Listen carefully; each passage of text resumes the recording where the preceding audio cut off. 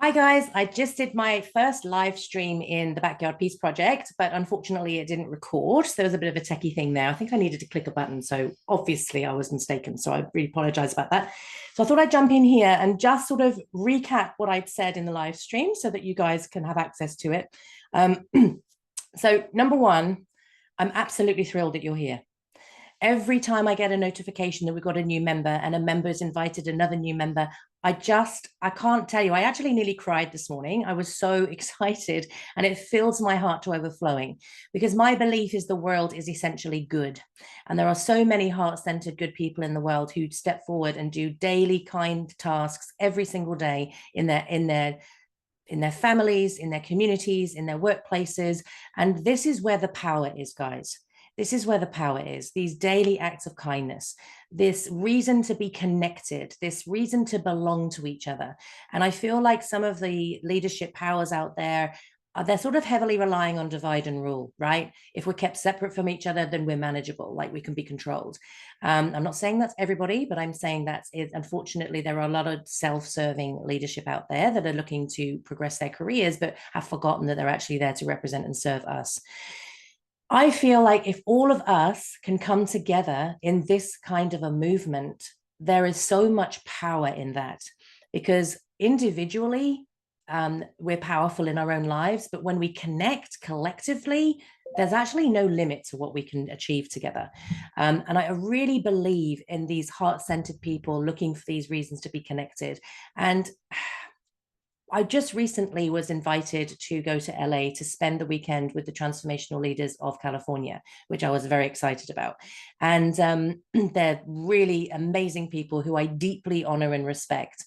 They're doing tremendous things in the world, and it was a real thrill for me to be invited. I've actually been once before, and I've been invited again this year, which is fantastic.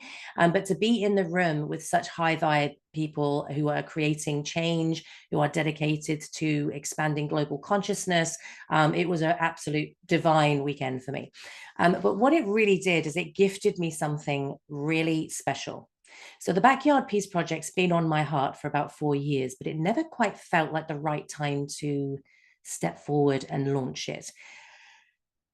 There's some inner work I needed to do for sure. But also, I'm a very vibrational person. I'm very intuitive. I like to step forward into guided action when it makes no logical sense. My poor husband has learned over the years to just trust me and run with it. But I really didn't feel like it was the right energy yet to launch this because it's been a real passion project, a project that's very, very attached to my heart. And so when I went to LA, what that gifted me was clarity because I had these incredible people who I held in such high esteem coming to me, holding my hands, looking deep into my eyes, and saying, Cathy, the conversation that we've had this weekend has shifted me internally massively. And it's changed my life in so many amazing ways. And I'm so grateful that you're in my orbit. And I was blown away. I was like, are you talking to me? Do you know what I mean? Like, are you sure? And what that gave me is this beautiful gift of clarity. And I came away from America and I knew that my mission in this life is to love and connect. And let me tell you, that sounds simple and it sounds easy. It's not. Because when somebody's hurting you, can you reach through and love and connect? When somebody's hurting your loved one, can you reach through and love and connect? That's actually really challenging. So I'm going to give you an example of how we live this in our lives. As most of you know, I have 5 children who are all neurodiverse. That has created challenge for them in the world. Some of the world aren't quite ready for them yet. And it's been a really interesting parenting journey where we have had to grow and heal and get to the next level of our full potential so that we could hold a big enough space for our kids, right? So we could let them unfold into the fullness of who they are. Now, there are some occasions over the years where my children have been hospitalized through bullying. That's tricky. And let me tell you, that's when practicing the pause is so important because I was able to sit with my feelings because I'm very fiercely protective of my family. And so I went to anger, outrage, wanting revenge, absolute rage, and all of those big emotions because I was so mad that somebody had hurt my kid, right? Because I'm very protective, to the point that they've been hospitalized like it's a big deal. And this has happened on several different occasions. But on each occasion, I practice the pause, because while I'm in it, while I'm in the weeds, while I'm feeling all of the emotions, I'm in fight, flight, freeze, fawn. My adrenaline is pumping. I'm getting ready to fight because I'm getting ready to protect my kids, right? So my rational brain is not there. My professional brain is not there. My intelligent brain is offline. It's left the building. And I'm completely run by primal instincts. That's not the best place to respond. And so what we did in all of these circumstances was practice the pause, and then responded from a more recalibrated space of understanding that the other person on the other side of this was also a child. Understanding that the likelihood, with my background in teaching, the likelihood is that they've reached out in such an inappropriate way with such an awful behavior that's hurt somebody else because they themselves are hurting. And so being able to respond from that place was very, very powerful. And I've done this several times. And so what I did was write that child a letter as if I was their mother, right? So it was written with discipline, yes, but it was also written with unconditional love. And so I would say in the letter, hey, your actions haven't just hurt one person, your actions have hurt a whole family. And we really don't appreciate the way that you've hurt Johnny. I haven't got any kids called Johnny. And Johnny, because Johnny is the sort of person that would be the first in line to help you out if you needed it. Johnny will forgive you. Johnny is kind. Johnny is funny and clever and loves basketball and all of these things. And Johnny is not the sort of person that would hurt another person. And so I can only assume that by doing this, you are in some kind of pain, or you have a worry or an anxiety or a challenge that you're facing right now. And what I would like to know is, how can we step forward and support you? This approach has, over the years, when I've spoken about it online through articles and through podcasts, has caused a lot of negative backlash against me. Why is that? Because everybody has experienced some kind of bullying, and there are some heightened emotions attached to it. We've recently just seen a mother go on a tirade against a child in a class because that child was bullying their child. I get it. I've had those big feelings. I understand that there's outrage. There's nothing worse for a parent to see your child suffering. It's torture. I totally understand. But here's the thing. If the punishment model was working, bullying wouldn't be an issue. Now, I'm not suggesting that there shouldn't be consequences for people's actions. We're in a civilized society. That's the way that we work. I get it. But there has to be another step. There has to be a step of reaching through the conflict, reaching through the pain, reaching through the hurt, reaching through the outrage, and going, hey, how can we connect? How can I support you? How can I disrupt this cycle for you so that you don't feel like you need to do it with somebody else? I'm going to do that through love and connection, right? And each time that I wrote this letter of love, I didn't chase the child around the playground insisting that they read it. That would be inappropriate. I left the envelope unsealed and I gave it to the principal of the school. We've been in several schools. I gave it to the principal of the school at the time. I said, this is how I process it. This is how I've coped with it. This you can do with what you want. You can do with this what you want, but this is how I've coped with it. And so each time the principal has gone away, read the letter and decided to share it with the family. And it was a real turning point for everybody. And it was a really positive turning point. And I'll explain to you why.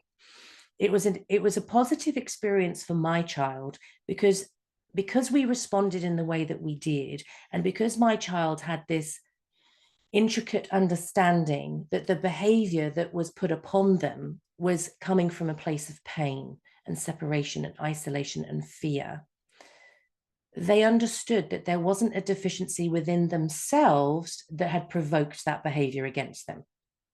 That understanding, number one, provoked a deep understanding and empathy for the other person involved. And number two, allowed them not to hide pieces of themselves, allowed them to unfold into the fullness of who they were, because they understood it actually had nothing to do with them. It had everything to do with the pain that the other person was in. And so my child was able to come away and become fully themselves, because they didn't have anything to hide, because they understood that that behavior wasn't, they didn't magnetize that behavior to them. That was just an expression of pain. And it helped the person who had attacked us, if you want to use that word, in the way that they did, because it alerted the school to the fact that they were struggling. It alerted that child's family to the fact that they were struggling. And everybody reached through and connected and stepped forward and said, how can we disrupt this cycle? How can we help you make better choices? How can we support you in this? Because you're in pain and we care and you deserve to have a happy life. And so with all of those incidents, everybody moved forward. The needle moved for everybody in a positive way. It wasn't an us versus them after the pause. It was a how can we come together and find a solution that actually helps all of us within this situation. And so I feel like that's really, really our goal, our intention. And everybody that's joined the community, oh, so beautiful, so soul-led. I've met everybody. I'm so looking forward to getting to know everybody on a more deeper level. But to be at the foundation of this movement is very, very special, because you guys get to help me shape it, guide it, and propel it forward. And love and connection, guys, love and connection is not for when it's easy. Love and connection shines the most when it's hard for us. And my daughter and I actually went on to write a children's book called Dear Bully, where we were unpacking that quite complex situation. And my daughter did the visuals, which were fantastic, really showing like the boomerang of hurt when it comes back and hits you on the head. You're trying to hurt somebody else, but it comes back and hits you. So her illustrations were great. And it was really a different way to approach this issue of triggered people hurting people. And what I've learned from my last 8 years working in trauma is when I go out into the world, I see triggered people who are in pain, who are struggling, who are in fear, triggering other triggered people who are in pain, who are struggling, who are in fear. And so the point of the Backyard Peace Project is to bring all of us heart-centered, good people who believe in something better for ourselves, for our families, for the world, and joining together. Because when our energies and vibrations and intentions join together, actually it's limitless what we can achieve. So I can't tell you how thrilled I am that you are here. Genuinely, it lights me up every time I see who's in here. It absolutely fills my soul. And I encourage you to invite your friends in, because together we can make a real difference. This is the beginning. This is the beginning of something wonderful. And I could not be more blessed and joyful that you're here to share it with me. So please do jump into the comments beneath and have a discussion with me about what this video meant to you, whether it resonated with you, whether you disagree with it, whether we can talk through this and come to a different conclusion. But I really encourage you to get actively involved in the community, connect with each other. Together we are stronger. It is just fact. So be active, invite your friends in, invite other amazing members that are heart-centered and visionaries like you, because together we are going to do great things. So I just wanted to re-record that, because I'm sorry I didn't hit the button on the first time, but I really wanted to share that message with you today. Welcome you in. Thank you, thank you, thank you for being here. You light me up. Everything I do, everything I pour into this is because of you guys. You guys keep me going. You inspire me. You make me want to be a better version of myself. So much love to you. And I will see you in the community. Okay, guys, bye.